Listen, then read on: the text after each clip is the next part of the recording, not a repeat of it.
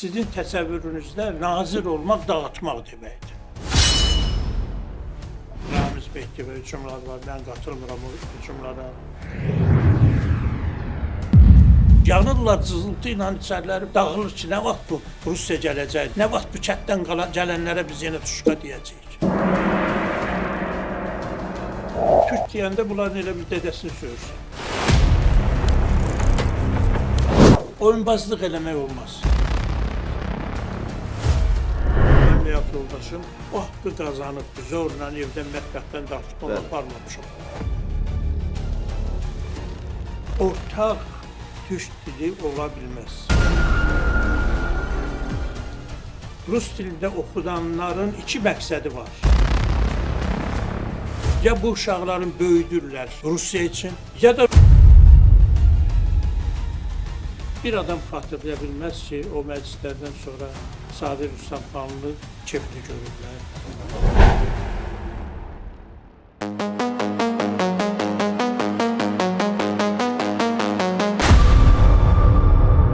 Xoş gördük hər birinizi. Nadir vaxt izləyirsiniz. Bundan əvvəlki buraxılışımız gözlədiyimizdən də artıq maraq doğurdu, reaksiyaya, müzakirəyə səbəb oldu. Və nəzərinizə çatdırıq ki, hər bir reaksiya, hər bir rəy, hər bir şey bizim söhbətlərimizin daha da optimallaşdırılması üçün çox vacibdir.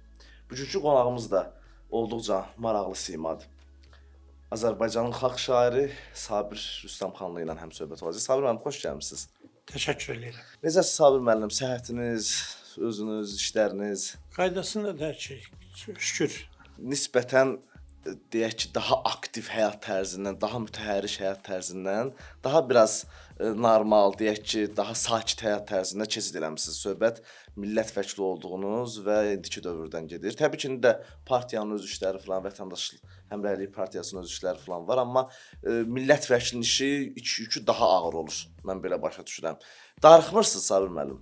Yox, ümumiyyətlə mənim heç millət vəkilliyi yaxud millət vəkili olduğun olmadım, mənim üçün o qədər fərq eləmir. Çünki mənim öz rejimim var, öz belə deyək ki, iş sahəm var.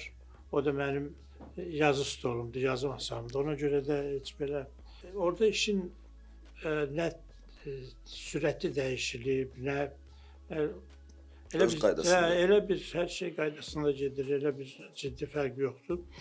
Əlbəttə yox, yaşı gətirdiyi müəyyən şeylər var, müəyyən əvvəl deyək ki, bir gündə bəzən 15 saat işləyə bilirdin, indi 5 saat işləyirsən, belədir. Yeni nəsə yazırsınız Sabir müəllim? Yazırım, şübhəsiz yazıb o zaman. Vətən müharibəsindən sonra bir poemanız çıxmışdı, yəqin ki. Ondan əvvəl də biri çıxmışdı, 19-cu ildə birini yazmışdım, Vətən savaş bitməyib hələ. O da böyük poema idi, deyək ki, o janrının ölçülərini nəzərə alsaq. Və Qarabağa dönüş bir dövrün davamı oldu. Bəli, yekunu oldu. Sabir müəllim, çox maraqlıdır. İndi siz həmişə o səmimiyyətinizi qoruyub saxlamısınız bu məsələlərdə, bu söhbətlərdə. Heç fikirləşmirsiniz ki, gərək namizədliyimi yenə irəli sürərdim, bəlkə tez çəkildim. Çünki kənardan biraz yaşınıza baxmayaraq biraz daha enerjili görsənirsiniz. Bundan çıxış edəyiz, fikirləşdiniz ki, gərək bu dəfə də namizədliyimi irəli sürəydim. Yox, elə kənardan necə görünürəmsə, əslində enerji yerindədir və millət vəkilliyi üçün lazım olan enerji, deyək ki, millət vəkili idmançı deyil, güləş xalçasının üstünə çıxmır, o söz və hüquq. Ona görə o sahədə öz işini görür. O mənada problem yoxdur. Sadəcə olaraq özüm birdən-birə hiss elədim ki, bəsdir, yetərlidir və biraz da xalqın rəyi var da. İndi bəzən deyirlər ki, bu qədər uzun müddət nazir olmaq olarmı, bu dəqiqə bu qədər millət vəkili olmaq olarmı? Bunların hamısı mən nəzərə aldım, mən o rəylə həmişə hesablaşmağa çalışıram və qətiyyən də peşman deyiləm, qətiyyən. Deməli, Azərbaycanda indi müxtəlif partiyalar var, indi əvvəlki illərə nisbətən sayca biraz azalıb. Dünyanın hər yerində bu partiya çoxluğu aktual məsələdir, amma əsas hesablaşılan, əsas deməli, gündəmdə olan, gündəmi əldə saxlayan partiyalar var. Bu yaxınlarda keçmiş sabiq sizin deputat həmkarınız Fəzail Ağamalının partiyası ilə bağlı olan söz-söhbət yəqin ki, sizin də qulağınıza gəlib çatıb. Təbii ki. Qızına ötürdüyü, həmin o ötürmək istədiyi, daha doğrusu partiya sədrliyi məsələsi, oğlu ilə konfliktləri və s. iclasda səs vermədə olan konfliktlər. Sizin də bir partiya sədri kimi bu məsələyə şəhriniz maraqlıdır. Niyə belə oldu? Bəlkə heç lazım deyil qohuma, tanışa və yaxud deyək ki, öz səndən ardıcılını ötürməyə. Bəlkə bu söhbətlərin, bu səs-küylərin səbəb olan həm də o övlad, qohum və yaxud ata bu münasibətlərin kontekstindədir. Düzünü deyim, təəssüfləndim mən o məsələyə. Yəni, Fəzail Ağamalı ilə neçə il Milli Məclisdə bir yerdə olmuşuq. Ondan da əvvəldən tanışlığımız var idi, hətta meydan hadisələri vaxtından. İstəməzdim. Biz ailə daxilində belə konflikt olsun, söhbət çıxsın, cəmiyyətin müzakirəsinə çevrilsin. Məncə partiyada bu məsələlər ümumi partiya üzvlərinin razılığı ilə və səsvermə ilə həll olmalıdır. Əlbəttə, hər bir partiya sədri illər uzunu, 10 il, 20 il, 30 il o partiyanın qorunması üçün, yaşaması üçün hamıdan artıq qüvvə sərf edir, əziyyət çəkir. O partiyanın demək olar ki, özü yaradır. Sıfırdan başlayır. Və ona görə onun içində belə bir təbii duyğu ola bilər ki, kaş mənim başladığım işi, mənim övladım, mənim yaxın adamlarımdan biri davam elətdirsin. Amma o buna həm öz şəxsi keyfiyyətləri ilə, həm də partiya içindəki nüfuzu ilə hazır olmalıdır, layiq olmalıdır. Yəni o iş partiyanın içində yetişməlidir. Bu gəlib bir səs verməklə həll olmalı deyil. Yəni əgər öz övladını qoysa, yəni ona qədər, o səs verməyə qədər proses zərurət yaratmalıdır. Mən hesab edirəm ki, Fəzail bəyin qızı millət vəkilidir. Layiqli bir namizəd, partiya sədri ola bilər. Bəlkə də oğlu da ola bilər. Mən onu deyə bilmərəm. Amma bu partiyada ümumi partiya üzvlərinin etimadını qazanmalıdır. Gəlib orada səs verməklə, yaxud deyək ki, partiya sədrinin istəyi ilə olmalı deyil.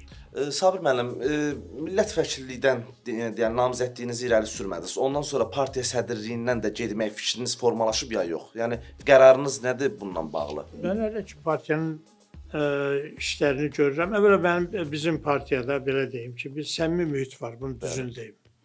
Hətta mən bir neçə dəfə bu barədə söhbət salmışam, amma ətrafındakı adamlar bunu qətiyyən belə yaxın qoymayıblar ki, olmaz. Biz bir yerdə işləyirik və daha yaxşıdır belə. Mən də elə deyim ki, gücüm, sonra iş enerjim yerindədir. Ona görə də partiyanın üzvlüyündən, partiya sədrliyindən getmək fikrim yoxdur hələ ki. Həmişə demişəm, gənclərə ötürmək lazımdır, gəncləşməlidir. Gənclər gərək yetişsin doğrudan da. Amma mən elə o gənclərlə bir yerdə işləyirik. Mənim çevrəmdəkilər hamısı gənclərdir və mənim bir ağsaqqal sözümə ehtiyacları var onların. Sabir müəllim, indi günün birində belə bir qərara gəlsəz ki, artıq partiya sədrindən getmək vaxtıdır. Bəli. Sonrakı şəxsi özlüyünüzdə müəyyənləşdirmisiniz. Sizdən sonra deputat seçilən Tənzilə xanım, Rüstəm xanım da ola bilər və yaxud sizin indi evladlarınız var. Özünüzdə bir müəyyənləşdirmisinizmi nəsə? Kifayət qədər layiqli namizədlər var. Əvvəli millət vəkili olan Milli Məclisdə oturmuş professor Fəzail İbrahimli var. Ondan sonra partiyada mənim müavinim və aparat rəhbəri Samir Əsədli var. Sonra elə Tənzilə xanımın özü var. Yəni bir mənalı Tənzilə xanımdır, yəni başqa namizədlər də başqa namizədlər var. Mən Tənzilə xanımı o barədə düşünməmişəm, düşünmürəm də. Sağlıq yerindədirsə davam eləyir, amma bir gün bir problem yaransa, onda o vəziyyətin özü diktə eləyəcək. İndidən heç nə demək olmaz. Sabir müəllim, bir dənə məsələ var ki, biz partiyadan danışdıq, bu millət vəkilliyi tərəfindən.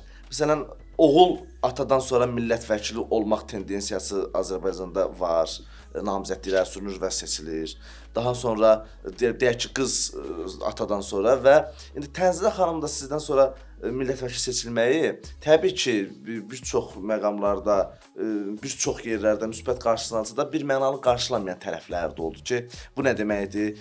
Əvvəl Sabir müəllim idi, indi onun həyat yoldaşı gəldi. Bu nə ardıcıllıqdır? Bu belə olmaya da bilərdi. Təbii ki, seçki yolu ilə keçirilən bir prosedurdur. Bu danışılanlara, yəni seçki vaxtında siz özünüz onun bilavasitə şahidi oldunuz ki, narazılıqlar, həm seçki kampaniyası vaxtı orada müxtəlif xaoslar oldu. Danışılanlara münasibətinizi öyrənmək istəyirəm. Bunlar anormal danışıqlardır. Əvvəla biz partiyanın içində bir proses var.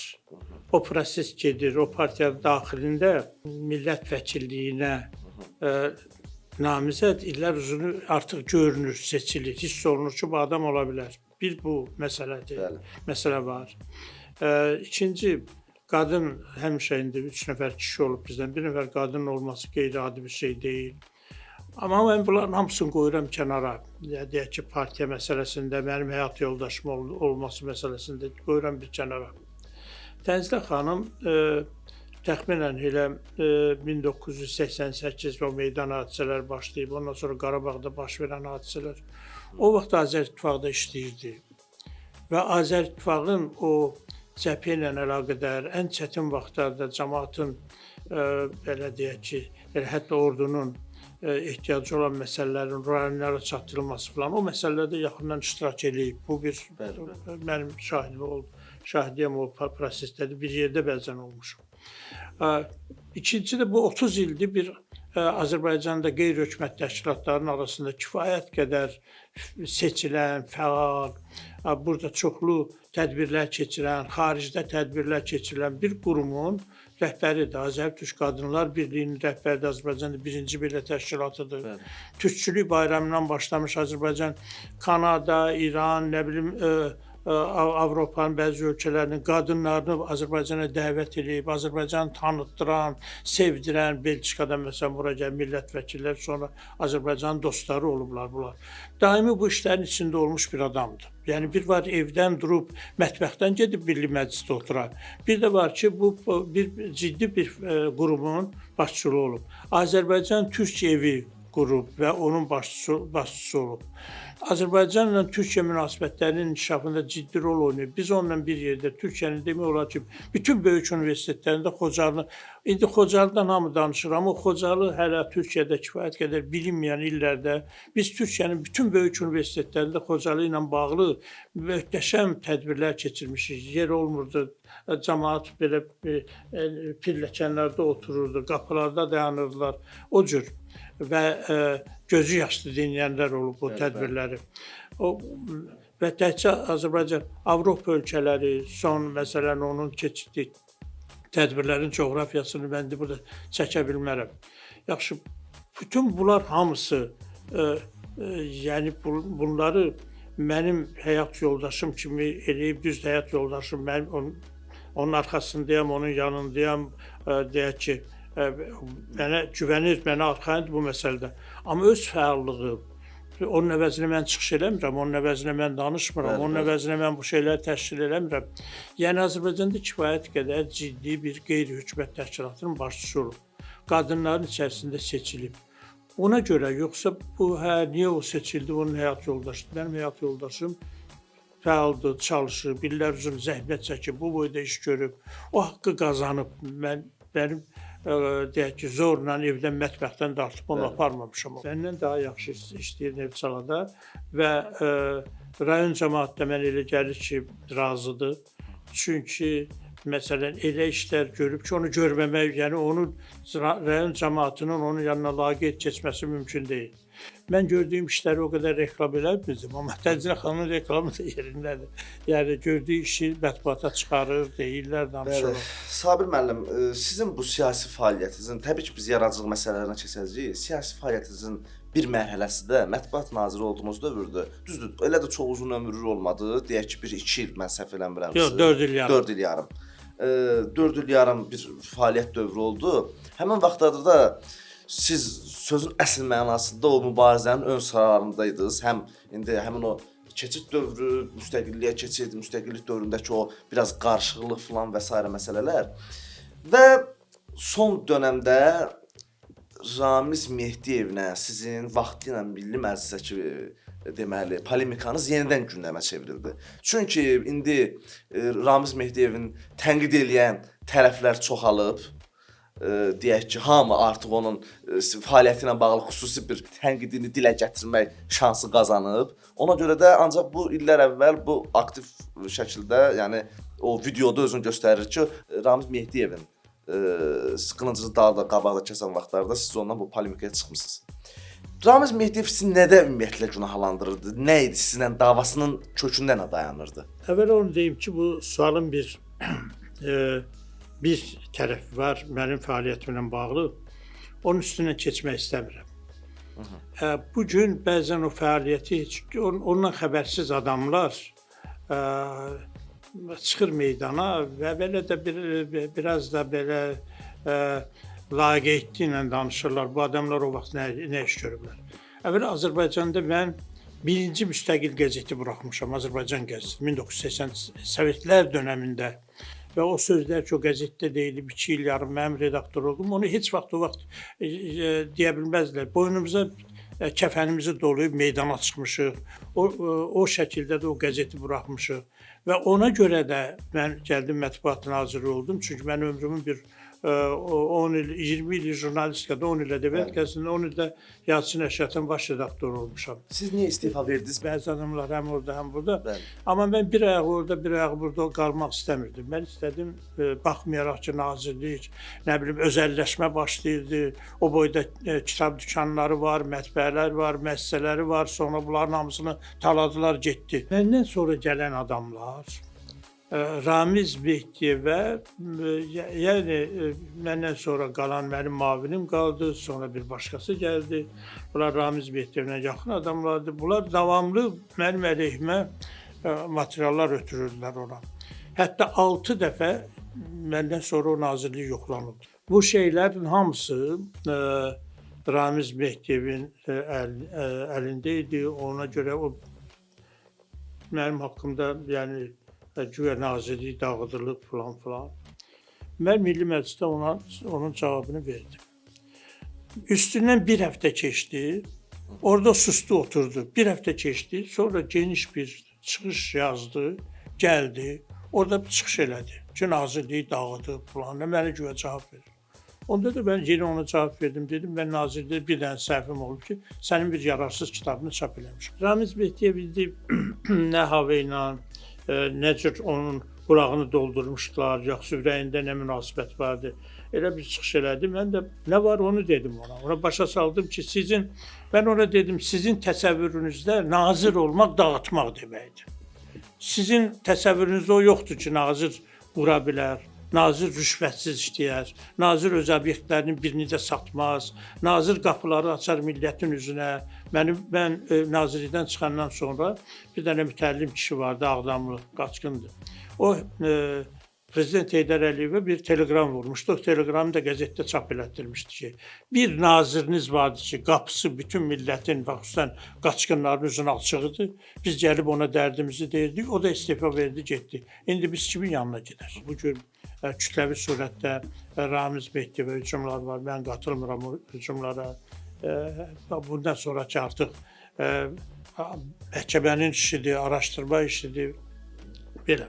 Ramiz Mehdiyevin yaxşı işi olanda, məsələn, Moskvada onun bir kitabı çıxmışdı, 50 sual, 50 cavab, Dağlıq Qarabağ məsələsi ilə bağlı, Azərbaycan tarixi ilə bağlı. O yaxşı kitabı da Moskvada buraxılmışdı, mən ona rəyimi bildirdim, dedim ki, bu yaxşı kitabdır.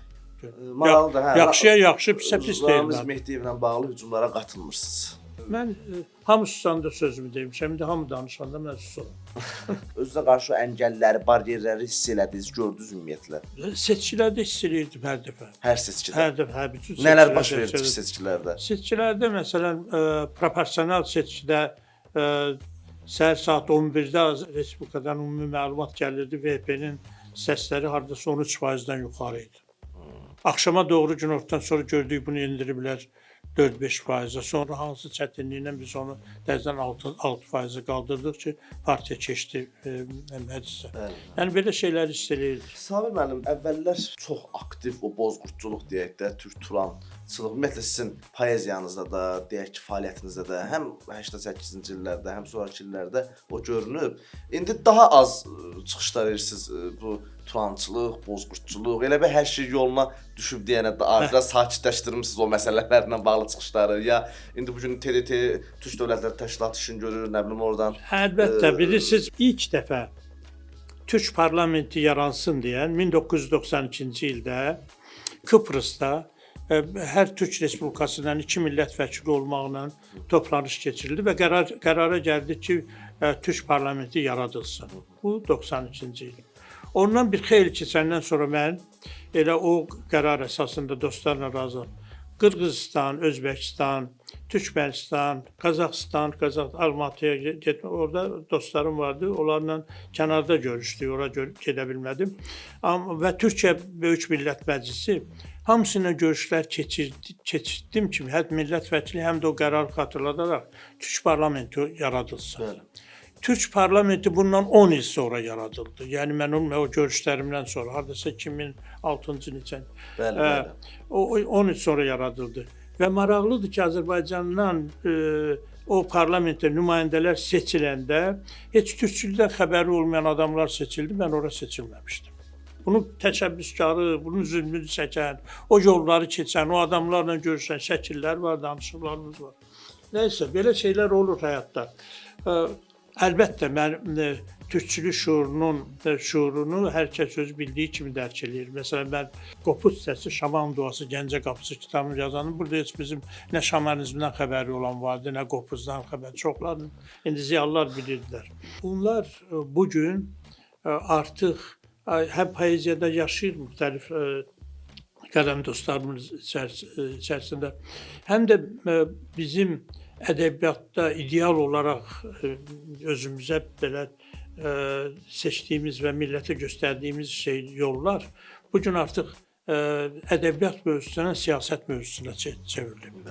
Artıq siyasət o işlə məşğuldur. Yəni ədəbiyyat Elə bir missiyası qalmayıb. O missiyasını yerinə yetirib. Amma yenə o duyğular, məsələn, mən bütün türk ellərini gəzmişəm və hamısında həm şeirlər yazmışam, həm yol qeydləri yazmışam. Yəni o mənim içimdə həmişə olan məsələdir. Sabir müəllim, bu məsələyə də bir qısa sizin fikrinizi öyrənmək istəyirəm ki, bu ortaq türk dili məsələsi uzun illərdir. Hələ mən ağlım kəsəndən bu ortaq türk dili məsələsi ortaya atılıb, danışılır. Təbii ki, zəruri məsələlərdən biridir. Amma məsələn, adi bir Qazaxlar yıldız deyir.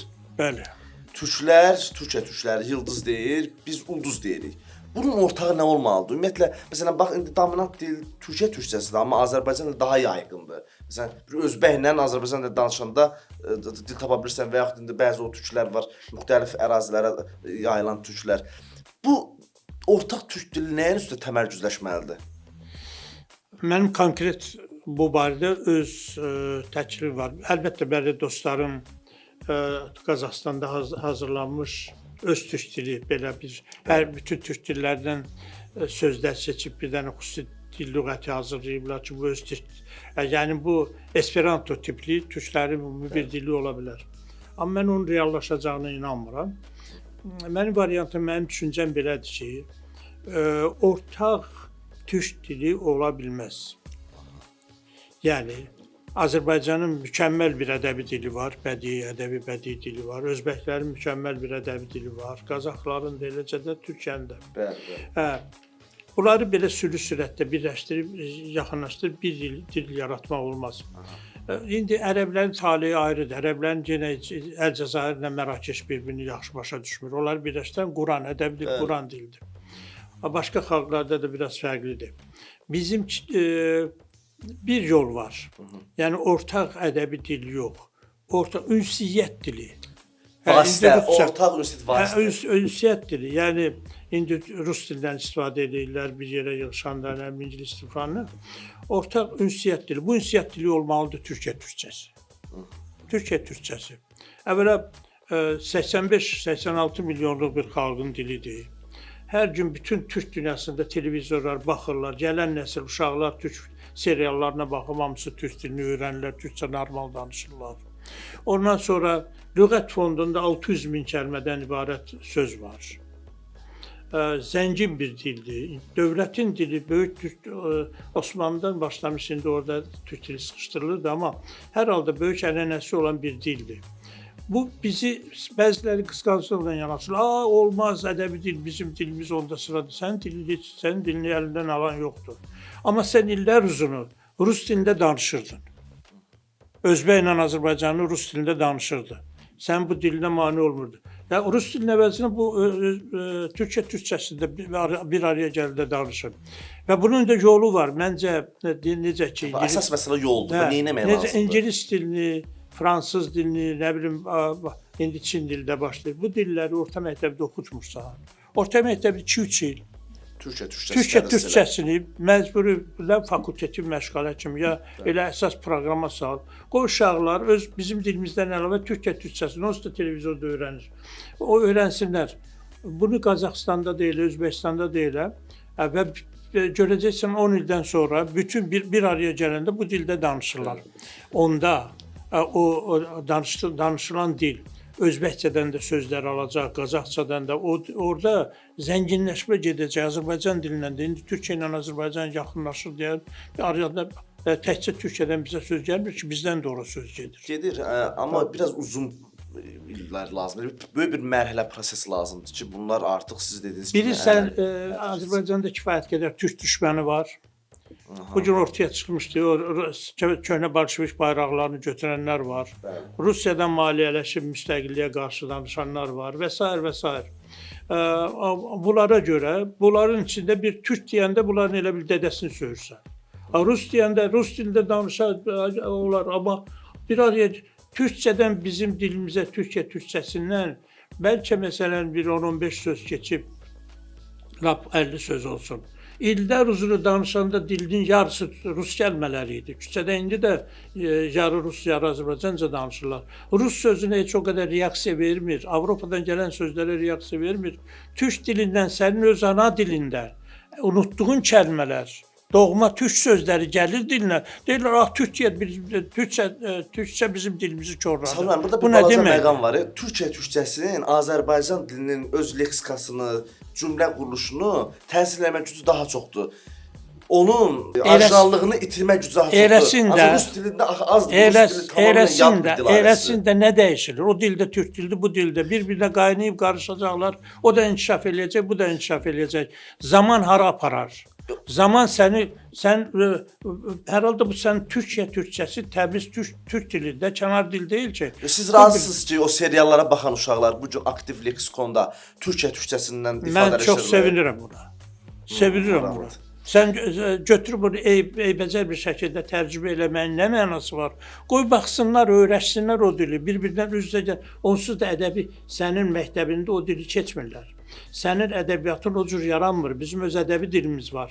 Amma bir-birindən üz-üzə gələndə o bir-birini daha yaxşı anlayacaq. Səbən, bu məqam barədə bəs fikrinizdədir. Axı o təkcə dillə bağlı Türkiyə serialları, müasir Türkiyə serialları, axı başqa şeylər də aşılayırlar cəmiyyətdə. Ailə institutunun dağılmasında, ailə institutunun ümumiyyətlə prinsiplərinin dəyişməsində. Bu dillə bağlı bir başqa təsirlər də müşahidə olunur. Onun dil məsələsinə aidiyyəti yoxdur. O tamam ayrı məsələdir. O bugün Azərbaycan heç o cəhətdən Türkiyədə geri qalmır. Nə seriallarımızda da, nə bilim həyat tərzimizdə, televiziyalarımıza baxda, düzdür, Türkiyənin də təsiri var orada. Amma burada Türkiyədən daha çox dünyanın təsiri var. Dünya ora gedir. Dünya əxlaqi dəyərləri, insani dəyərləri, milli dəyərləri, bunların hamısını təhdid edən bir proses var dünyada. Bunun hamısını Türkiyədə görmək, Türkiyəni burada günahlandırmaq yanlışdır. Mənim Xalq qəzetində bir məqaləm çıxmışdı. Mən rus dilinin öyrənilməsinə qarşı deyiləm. Rus dili öyrənilməlidir. Rus dili deyək ki, böyük ədəbiyyatı olan bir xalqdır Rusiya. O ədəbiyyatı əlbəttə bizim çoxumuz Tolstoy, orijinaldan oxumusunuz, əlbəttə Dostoyevskini, nə bilim, Kuprin, orijinaldan oxumağın öz ləzzəti var. Amma deyək ki, sən özünü ona qurban verə bilməzsən. Azərbaycanda anormal bir vəziyyət var. Uşaqlar ibtidai məktəbi və deyək ki, ən azı bir 7-ci sinifə, 7-ci sinifə qədər natamam orta məktəbi uşaq ana dilində oxumalıdır, ana dilində. Mənim dediyim, Xalq qəzetində məqaləm çıxmışdı. Bizim Rusiya ilə çox 200 illik az qala bir yerdə olmuşuq. Əlaqələr var, bəli. Bir çox əlaqələr qurulub, bir çox körpülər var və s.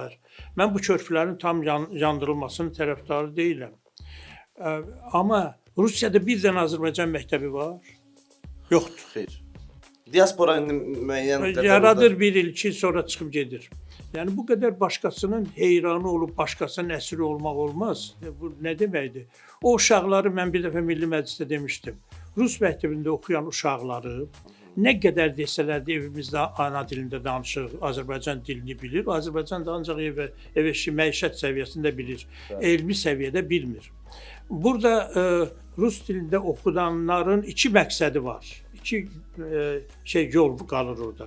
Ya bu uşaqların böyüdürlər Rusiya üçün, gedib orada işləyəcəklər. Çünki Azərbaycanda normal ana dilində danışa bilməyən nə vəzifədə işləyə bilər, hökmən öyrənməlidir. Yəni məclisdə millət vəkili ola bilər, olsa gərək bunun üçün tərcüməçi tapsınlar.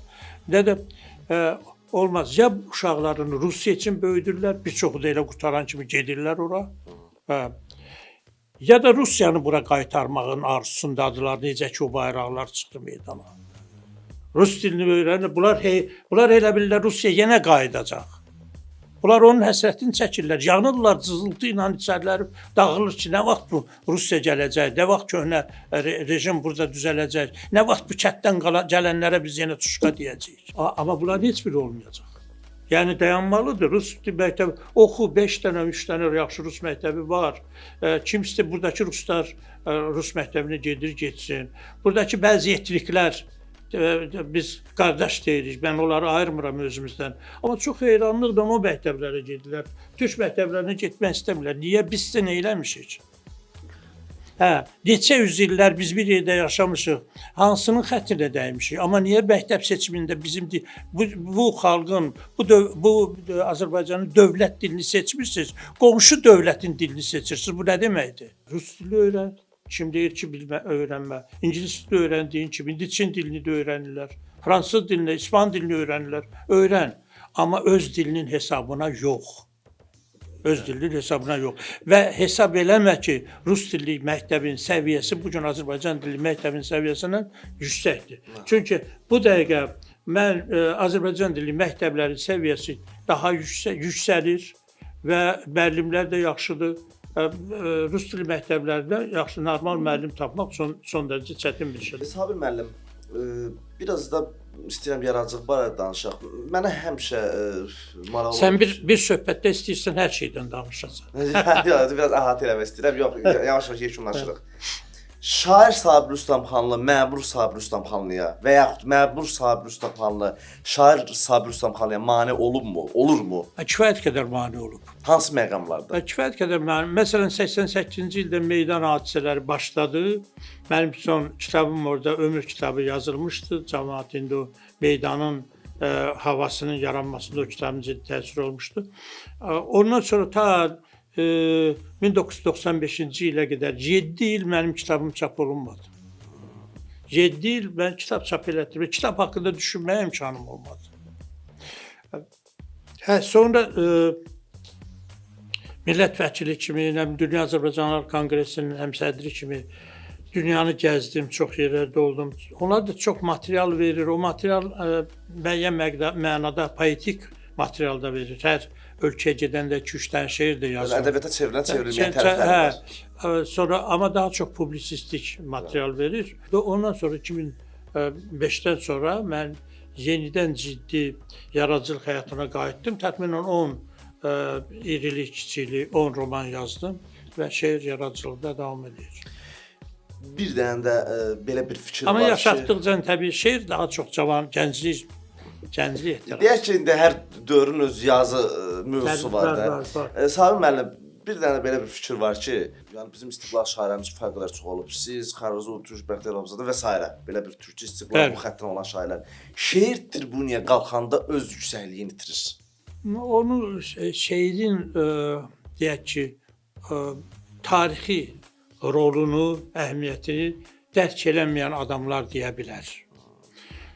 İndi əlbəttə cavanlarda müxtəlif cür yanaşma var. Mən heç kimin fikrinə müdaxilə eləmək istəmirəm. Bəzilər deyirlər ki, şeirdə pafos olmaz, şeirdə publisistika olmaz, şeirdə tribun şeir ola bilməz, şair və tribun şeir ola bilməz filan. Bu Sovet dövründə o 60-cı illər Stalin dövründən başlayaraq Azərbaycanda milli şuur hansı, nəyə əsasən gəldi, iştirak elə, inkişaf elədi 88-ci ildə o yerə, o səviyyəyə qalxdı. Ədəbiyyatın da Ya yaxşı, dövlət başçıları o cür danışırlar. Heydər Əliyev biraz başqa, əlbəttə ana dilinə falana diqqəti artırmışdı. Amma o milli ruhu oyadan, Azərbaycanın bölünmüşlüyünü xatırladan, Mirzə İbrahimovun gələcək günü olmasaydı, Bəxtiyar Vahabzadənin Gülüstanı olmasaydı, ondan sonra gələn Bala Şahizəroğlu, Soyrab Tahir, Mədinə Gülgün, sonra elə o bir burada doğulmuş yazıçılarımızın da Xəlilzoğlu Türkün, ondan sonra nə bilim Məmməd Arazın, bunlar bu poeziya olmasaydı, o şuuru o yerə kim gətirəcəkdi? Yəni ədəbiyyat necə millətin taleyindən kənarda qala bilər? Kim istəyirsə öz daxili düşüncələrini yazsın. Ancaq lirik düşüncələrini, sevgisini, həsrətini, nə bilim nə istəyir, heç kim ona qarşı deyil. Amma bu da lazımdır. Amma necə sən ədəbiyyatı millətin taleyindən ayıra? Sən Mirzə Ələkbər Sabiri hara qoya bilərsən? Sən nə cür o nədir? Zat yazırdı, lirik şeirlər yazırdı sən üçün. Yazamadı, çox az yazıb. Yox, qəzəl yazıb, qəzəlləri az, amma sən Mirzə Ələkbər Sabiri hara qoya bilərsən? Mirzə Cəlili hara qoya bilərsən? Sən deyək ki, bizim ədəbiyyatımızda yetişmiş ədəbiyyat tarixən xalqın həyatından, ictimai həyatdan kənarda qala bilməz. Yəni bir dənə böyük ədəbiyyat nümunəsi tap ki, orada o dövrün, o tarixin ruhu hiss olunmasın.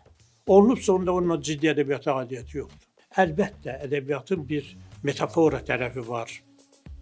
Ədəbiyyat elə belə sadə söz deyil. Ədəbiyyat həm də deyək ki, obrazlı sözdür. Amma şairin ustalığı onda olur ki, o böyük ictimai ruhu, ictimai mövzunu həm də o bədii düşüncə, obrazlı düşüncə ilə birləşdirə bilir. Azərbaycan yazıçılar bilir, siz də uzun illərdir, sonra gəlirsiniz, gedirsiniz. Mən bildiyim qədərlə anarla da, xalq yazıçılarla da münasibətləriniz qaydasındadır, normaldır, bəli, yaxşıdır. Fikirləşmirsinizmi, nə vaxtsa, təbii ki, xalq yazıçısı anar sədrlik postundan gedəndən sonra yazıçılar birinin rəhbərlik eləmək barədəmi? Bu sizə təklif olunsa, reaksiyanız necə olar? Bax, bu maraqlıdır mənə. Hardasa 20 il bundan əvvəl qurultay ərəfəsində cavan yazıçılar yığışıb bir yerdə böyük bir dəstə yaranmışdı ki, Yazıçılar İttifaqının sədrliyinə namizədliyinizi vermək istəyirik. O vaxt Anar da sədrdi. Mən onda dedim ki, əgər Anar özü könüllü şəkildə o vəzifədən getsə, mən onda namizədliyimi verərəm. Amma Anar qalmaq istəyirsə vermərəm. Çünki Anar həm indi böyük yazıçımızdır, həm də aramızda hörmət izzət vardır. Dostluq münasibətləri. Dostluq münasibətləri var. Başqalarından fərqli olaraq mən Anarın qədrini bilirəm, onun yerini də bilirəm. Ona başqalarının da münasibətini bilirəm. Çingiz Aytmatovun, Olcay Süleymanovun, Rus yazıçılarının dəfələrlə söhbətləri, Türkiyədəki yazıçıların münasibətlərini bilirəm. 20 il bundan əvvəl o söhbət. Bugün elə bir şey düşünmürəm, onun arasında da deyiləm və hətta belə bir məcburi seçim olsa belə mən getmərəm. Sami əmi, sizin bu xüsusilə Nüsrət Kəsəmənli ilə belə cavanlıq yoldaşlığınız olur. Siz bir yerdə həm deyək ki, o cavan sayağı, həmin o yeyib-içmə, gecə səhərə qədər uzanan yeyib-içmək məclisləri, deyək ki... Biz elə böyük səhərə kimi yeyib-içməmişik. Səhərə kimi ola bilsin şahmat oynamışıq, amma yeyib-içmək... Mən Məmməd İsmaillə bir otaqda kiriyə qalmışıq. Onunla daha çox belə şey oldu. Bütün Azərbaycanı 2 adamla gəzmişəm. Bir Fərman Kərimzadə ilə, onun maşını vardı, mənim maşınım. Sonra da mən də məcbur edib, mən də elə maşın aldım. Sonra Söhrəb Tahir ilə, onunla Azərbaycan coğrafiyanı gəzmişik bir yerdə. Söhrəb bizim hamımızdan yaşlıydı. Söhrəb Pişəvəri vaxtında onun yanında işləyib, Güney Azərbaycanda. Sonra Çingizlə, Nüsrətlə, Çingizlə bir yerdə işləmişik, Mətbuat Komitəsində, Mətbuat Nazirliyində işləyib, idarə rəisi olub. Sonra Nüsrətlə də lap cavanlıqdan, onun Bakıya gəldiyi vaxtlardan. Biz məsələn, Moskvada gənc yazıçıların görüşləri olardı, bərabər gedirdik. Sonra müəyyən səfərlərə bir yerdə getmişik. Nüsrətlə poeziya günlərinə, Gürcistana falana getmiş. Hətta bir yerdə davaya da düşmüşük. Axşamlar çox nadir hallarda deməli, bir, iki, üç dəfə bəlkə bir yerdə olmuşuq. O da ya bir səbəb olub, ya deyək ki, gecədən gec keçib filan. Heç birimiz elə böyük yeyib içmək aşığı olmamışıq. Məsələn, bu qədər zaman keçib ətrafımızda, çevrəmizdə adamlar olub. Bir adam xatırlaya bilməz ki, o məclislərdən sonra Sabir Rüstəmxanlı kefli görüblər, Nüsrət Kəsəmənli kefli görüblər, Çingizi kefli görüblər, belə şey olmur.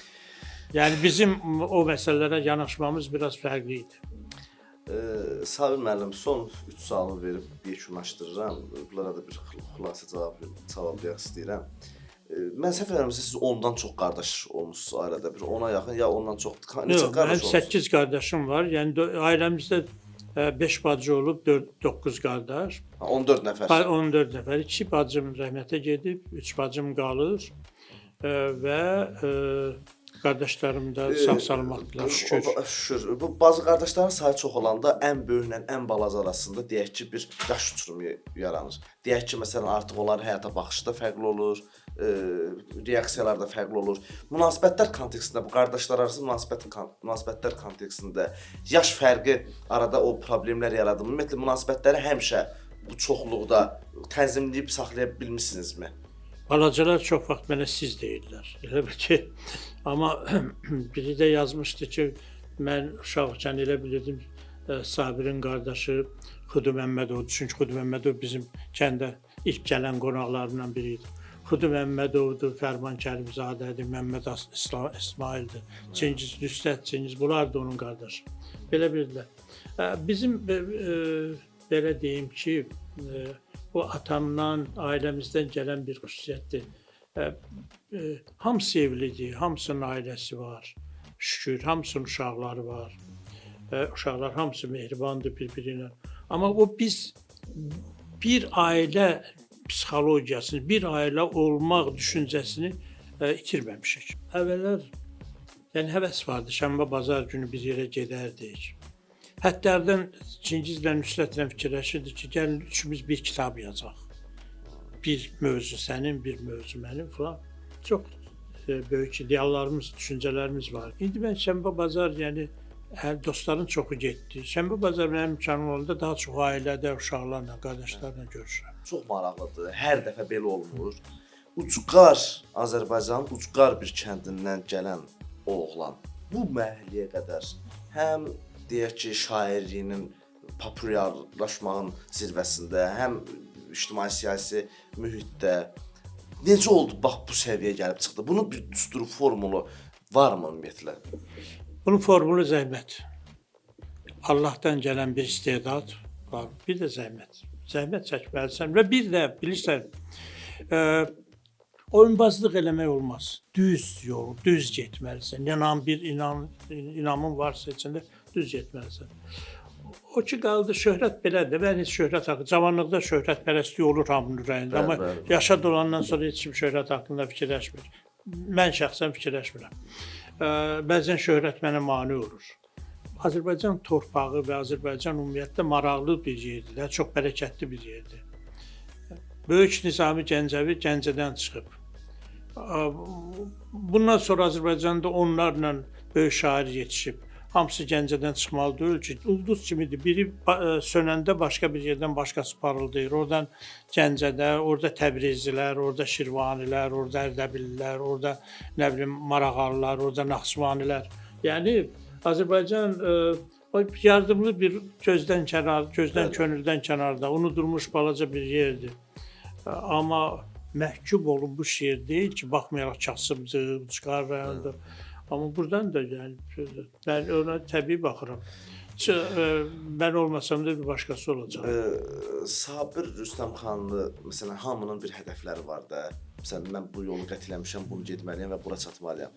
Hədəflərinizə çatmış şəxsiyyət adlandıra bilərəm sizi. Mən 1981-ci ilin 18 əvvəla sentyabrın 1-də 91-ci ildə bizi də müxtəlif respublikalardan 5-6 müxalifət deputatını çağırdılar Moskvaya sentyabrın 1-də 91-ci ildə Moskvada SSR Ali Sovetinin sessiyası oldu. Bəli. O sessiya SSR deyilən bir şər imperiyasının sonu idi. Bitdi onunla. Qarbaçov qaldı, bilmədi hara rəhbərlik eləsin. Çünki hər respublikanın öz böyüyü var artıq. Bu amma belə bir mərtəbə idi. Amma 1991-ci il 18 oktyabrda Azərbaycanın müstəqilliyi aktı elan olundu. Mən həmin gün yazmışdım ki, bu gün mənim ən xoşbəxt günümdür. Biz cavanlıqdan biraz özünü dərk edən, millətini sevən, xalqının tarixini bilən adamların nə arzusu var? Arzu edir ki, sən mənim xalqım azad olsun. Kiminsə quyruğunla sürünməsin. Bir dənə ev tikməyə də 5 mərtəbəli evin gərək Moskvadan icazə alıydı. Bir kitab çıxanda gedib, orada hamısı planlar gedib Moskvada təsdiq olunmalıydı. Nəşriyyatların planları. Bu əsarət bitdi. Mən bunu hələ 78-ci də bütövlük poeması yazmışdım. Vyetnam birləşəndə müstəqilliyi. Orada əslində Vyetnamı yazmamışdım, Azərbaycanı yazmışdım.